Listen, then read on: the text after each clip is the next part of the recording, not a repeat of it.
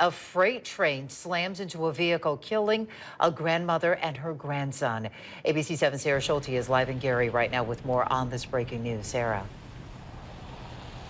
Well, Judy, the accident took place at 8 o'clock this morning at this crossing in the Miller section of Gary. The victims have just been identified as 57-year-old Janetta McClellan of Gary and her grandson, 7-year-old Eric McClellan Jr. of Calumet City. It's believed that she was on her way to Calumet City to take her grandson to school at the time of the accident. Rail investigators were on the scene for several hours testing signals at this Gary Railroad crossing where a woman and a young child were killed this morning.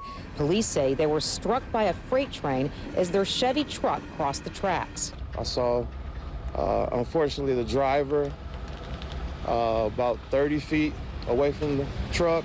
Robert Roper arrived right after the accident. He says a small child was also ejected from the Chevy. Friends of the victim say it was a grandmother and her 7-year-old grandson who were killed. She take them to school every morning. She probably come through here every morning. Friends and relatives came to the scene looking for answers. This crossing is the same place where 4 people were killed a few years ago. Investigators continue to work on a cause for today's accident. I just don't see a grandma with her grandson in the car trying to jump a track, crossing the track with the train coming. I don't see that happening. And it may take a couple days before investigators have a cause. We're told they still need to look at some videotape on the train, and they are also looking for any possible witnesses.